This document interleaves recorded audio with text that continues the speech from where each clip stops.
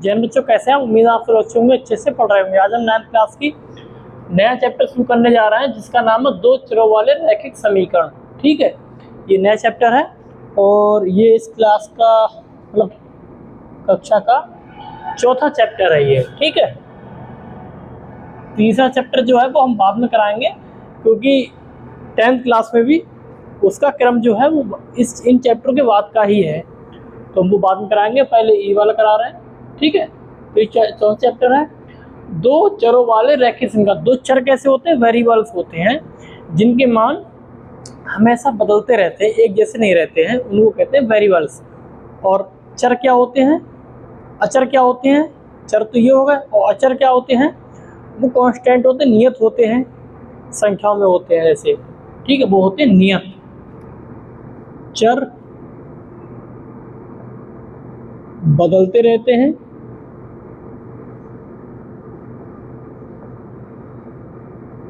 और अचर नियत रहते हैं। ठीक है, कांस्टेंट रहते हैं। जैसे एक उदाहरण मैं आपको दूं, कैसे कोई कहे कि एक दुकानदार ने दो लोगों को 140 रुपए दिए। ठीक है, तो उसको हम समीकरण के रूप में कैसे व्यक्त कर सकते हैं? दो लोगों को, मतलब एक लोग क्या है, x है, और एक क्या है, y है। इन दोनों को जो रुपए दिए थे वो दिए थे 140, तो इनका जोड़ है 140। तो ये क्या हो गई? दो चरों में रैखिक समीकरण हो गई। ऐसे हम इस समीकरण को पहचानते हैं। ठीक है, अब इसका आता है व्यापक रूप। व्यापक रूप क्या होता है?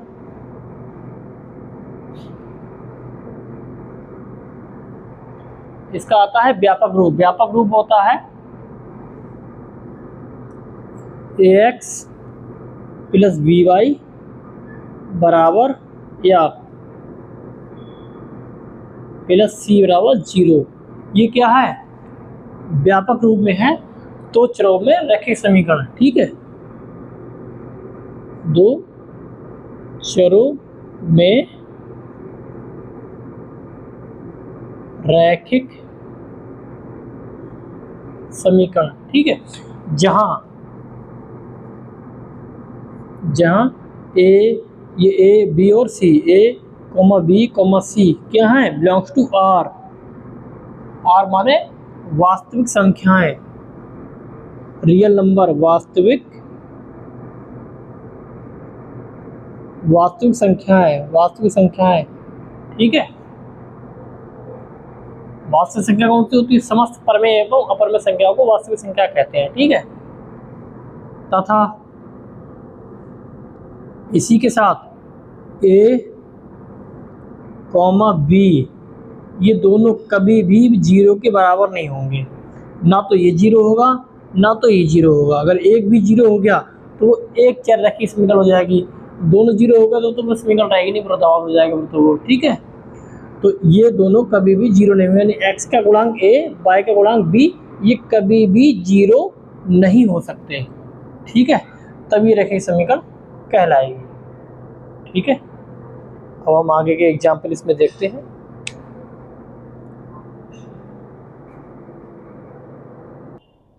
अब देखिए एग्जाम्पल है, इनमें नीचे दिए गए समीकरणों को हमको इस फॉर्म में लिखना है। ठीक है, इसमें रूप में लिखना है और सबको ए बी सी के मान भी याद करने। कैसे याद करेंगे?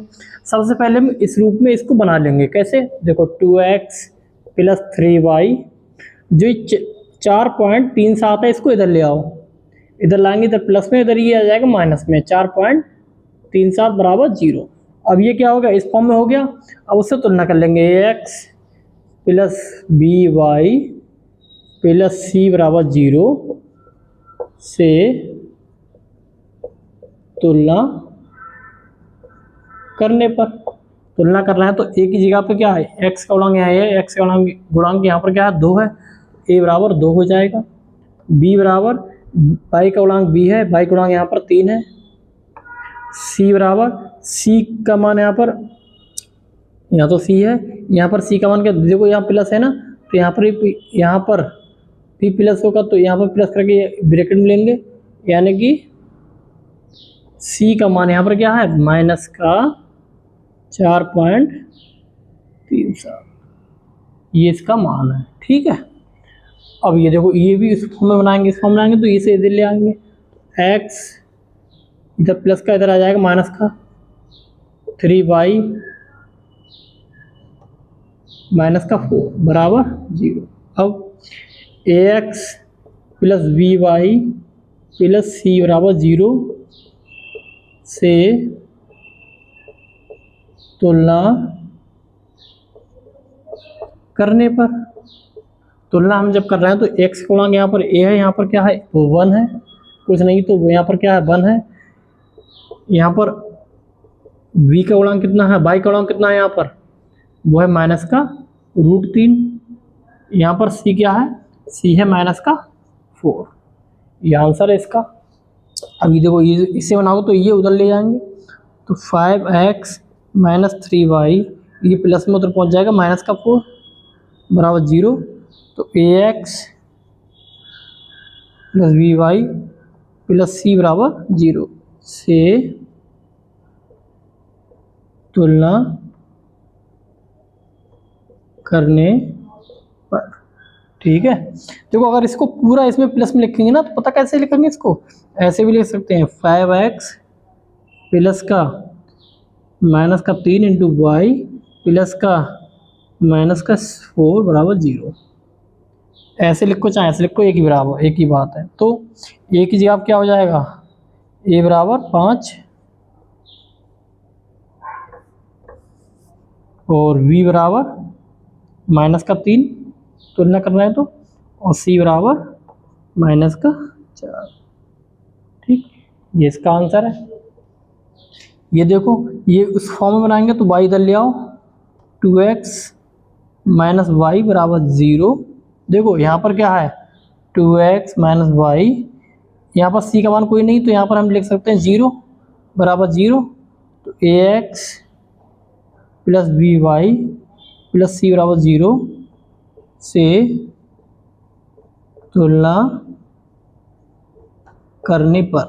ठीक, तो ये क्या हो जाएगा, a का मान यहाँ पर हो जाएगा 2, b का मान हो जाएगा माइनस का 1 और c का मान हो जाएगा यहाँ पर 0। ये इसका आंसर है। ठीक है, ऐसे करते हैं। आपको व्यापक रूप याद होना चाहिए, व्यापक रूप आपको याद तो आप तुलना कर सकते हैं, बहुत ही आसान है। ठीक है,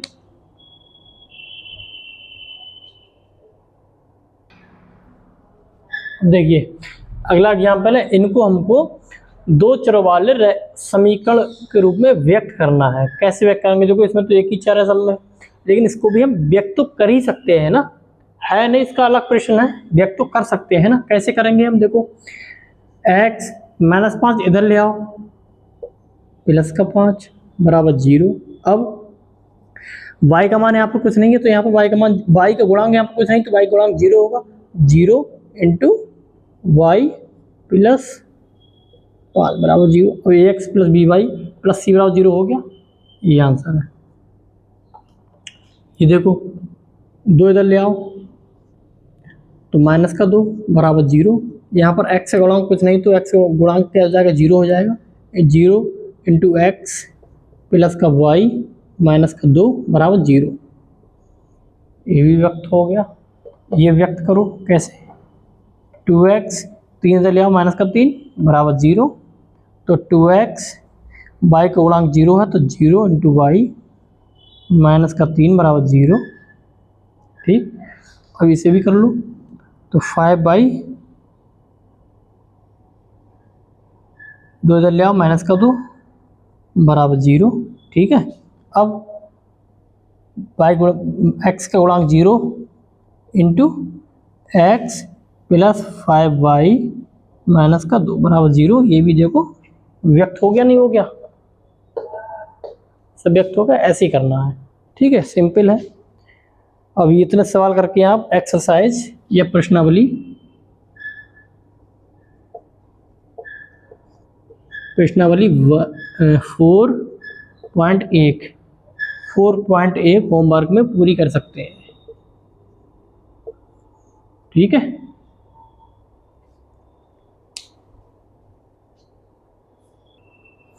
देखो इस चैप्टर में दो ही चीजें थी, एक तो रैखिक समीकरण व्यापक रूप व्यक्त कैसे करते हैं वो। अब दूसरा है रैखिक समीकरण का हल।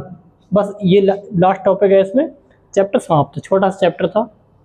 तो इसमें कह रहे हैं रैखिक समीकरण का हल कैसे ज्ञात करेंगे। देखो रैखिक समीकरण के जो हल होते हैं, एक रैखिक समीकरण के अनंत हल हो सकते हैं और हम x और y के भिन्न भिन्न मान रखकर उसको ज्ञात कर सकते हैं। तो कोई निश्चित एक हल नहीं है, कई हल हो सकते हैं। ठीक है, वो x और y के ऐसे मान जो दोनों को साइडों को संतुष्ट कर दे, इधर 12 है तो इधर भी 12 होना चाहिए, वो सारे हल इस रैखिक समीकरण के होंगे। ठीक है, कैसे करते हैं एक का निकाल दिखाते हैं हम आपको। सबसे सरल जो हल होता है वो होता है किसी भी एक का मान 0 रख दो, तो x का मान 0 रख दो, x का मान 0 रखने पर, ठीक है, x का मान यहाँ 0 रखो तो 2 गुणा 0 प्लस 3 इंटू वाई बराबर 12। ठीक, ये तो 0 हो गया, प्लस 3y बराबर 12, तो y बराबर 12/3, 3 चौक 12, तो y का मान कितना आ गया 4। x बराबर 0 पर y का मान 4 आ गया। एक तो ये हल हो गया 0,4। ठीक, अब दूसरा हल क्या है इसमें, समीकरण एक ही मान लो इसे।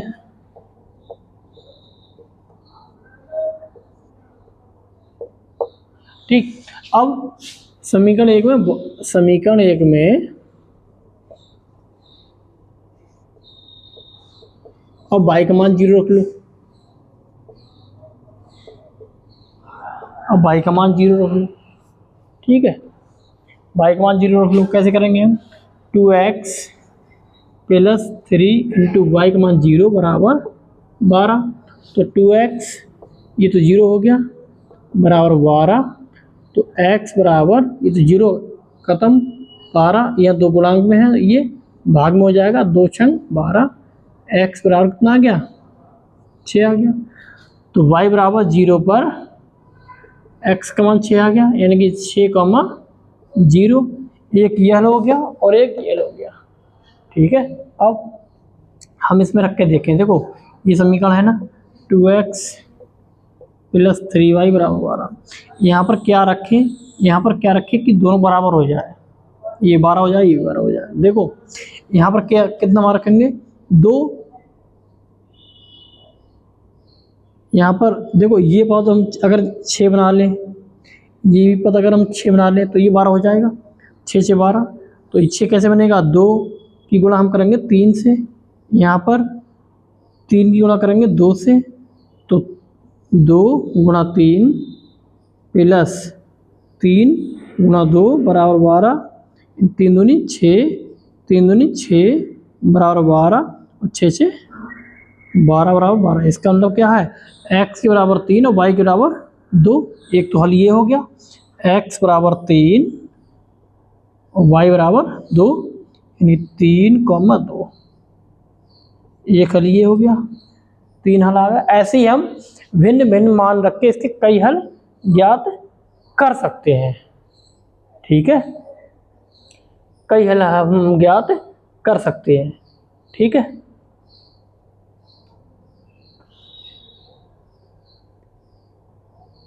ठीक है, ऐसे कोई भी मान हम रख के कई भी हल ज्ञात कर सकते हैं। तो हमें क्या समझ में आया, हमें ये समझ में आया रैखिक समीकरण के अनंत हल हो सकते हैं। किसी रैखिक समीकरण के अनंत या अपरिमित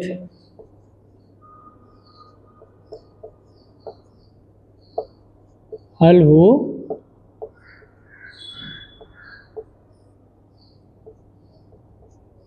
सकते हैं। ठीक है, ये बात आप याद रखना। ठीक,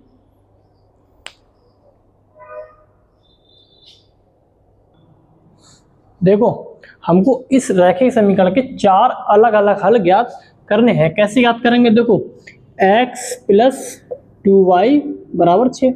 सबसे सरल मान क्या होता है, हमने क्या बताया था, किसी भी एक का मान 0 रख लो, तो x बराबर 0 रखने पर किसमें, इसमें तो x बराबर 0 तो 0 प्लस 2y बराबर 6।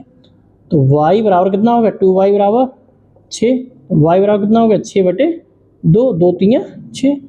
y बराबर कितना हो गया, 3 हो गया। तो एक हल कितना आ गया, x बराबर 0 पर y बराबर 3, तो 0,3। एक हल ये आ गया।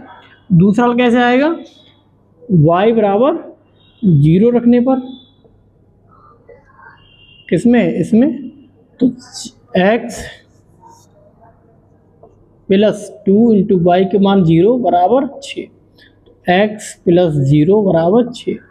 x बराबर कितना आ गया, 6। y बराबर 0 पे x बराबर कितना आ गया, 6। यानी कितना, कौन सा हल हो गया, 6,0। एक हल ये हो गया। दो हल तो आसानी से आ गए।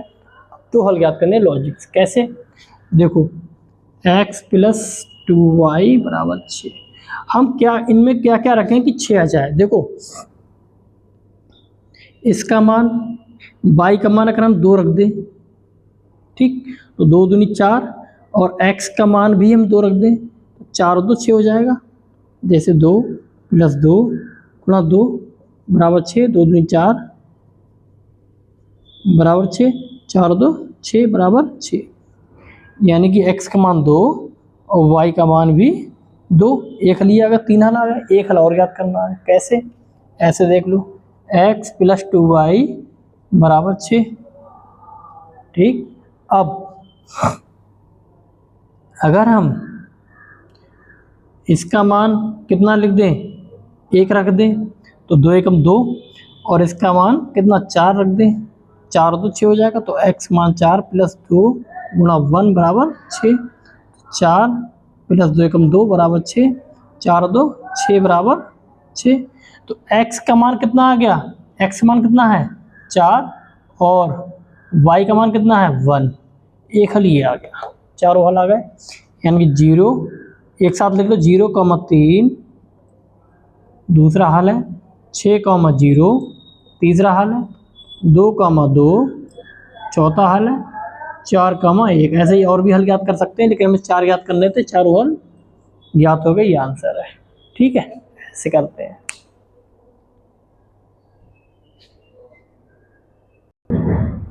देखो बहुत सिंपल है, इसमें हमको प्रत्येक रैखिक समीकरण के 2-2 हल ज्ञात करने हैं। ठीक है, तो कैसे ज्ञात करेंगे, सबसे पहले पहले का हम देखो, पहले का ज्ञात करने के लिए हम क्या करेंगे, 4x प्लस 3y बराबर 12। हमने क्या कहा था, x बराबर 0 रख दो। x बराबर 0 रखने पर तो y का मान ज्ञात हो जाएगा। x बराबर 0 रख देंगे, 4 गुणा 0 प्लस 3y बराबर 12।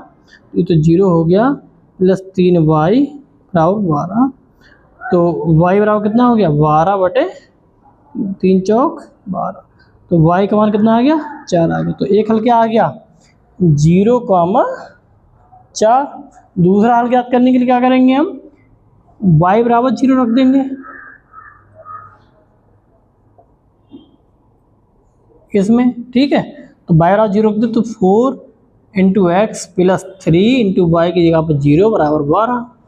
तो 4x प्लस 0 बराबर 12। तो 4x बराबर 12, 4 3 12। तो x बराबर कितना आ गया, 3 आ गया। यानी कि दूसरा हल आ गया 3,0। दो हल आ गए पहले के। अब दूसरे के करेंगे। दूसरा कैसे क्या है, देखो दूसरा है 2x प्लस 5y बराबर 0। पहले वही मान, x बराबर 0 रखने, x बराबर 0 रखें, 2 गुणा 0 प्लस 5y बराबर 0। 0 प्लस 5y बराबर 0। ठीक, तो y बराबर 0/5 क्या आ गया, 0 आ गया। तो एक हल क्या आ गया, 0,0। अगर देखो यहाँ पर अगर हम y का मान 0 रखेंगे, पुनः x का मान 0 आ जाएगा, कोई फायदा नहीं है, हमें दूसरा हल ज्ञात करना है। ठीक है, अब हम यहाँ पर क्या रखें, देखो इस समीकरण में हम क्या रखें कि दोनों साइड 0 आ जाए, यानी कि इधर 0 हो तो ये भी 0 आ जाए। क्या रखेंगे यहाँ पर, x के बराबर हम रख देंगे कोई भी रख दो यहाँ पर, x की आप रख देंगे -5 और y की जगह रख देंगे 2। देख लो रख के, 2 गुणा -5 प्लस 5 गुणा 2 बराबर 0। 5 दूनी 10, वो माइनस के, 5 दूनी 10 प्लस के बराबर 0, प्लस के और माइनस कैंसिल, तो 0 बराबर 0। यानी ठीक है। तो दूसरा हल क्या आ गया? दूसरा हल आ गया -5, 2। ठीक है, ऐसे कर सकते हैं। देखो तीसरा हल ज्ञात करने के लिए क्या करेंगे हम, अब यहाँ पर रख दो आप, इसे माइनस कर दो, चाहे इसे y के, अब तीसरा हल ज्ञात करने के लिए y की जगह पर -2 और x यहाँ पर +5, ऐसा कर दो तब भी वही बात है, तीसरा हल आ गया। ठीक है, तो ऐसे कई हल ज्ञात कर सकते हैं, हम 2 हल ज्ञात करने थे, आ गए। अब ये तीसरा देखो कैसा करेंगे हम।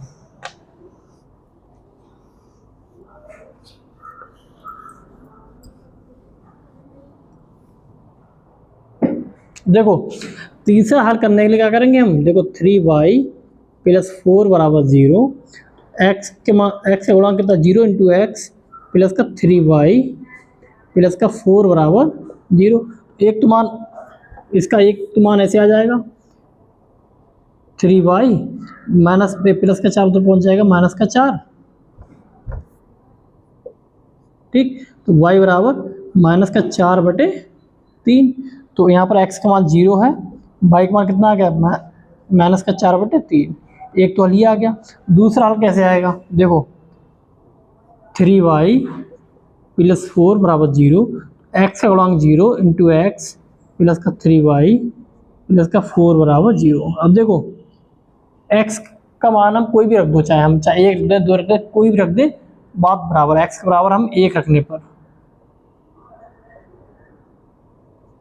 जब x बराबर 1 रख दिया ना, तो 0, × 1 प्लस 3 × 2y प्लस का 4 बराबर 0।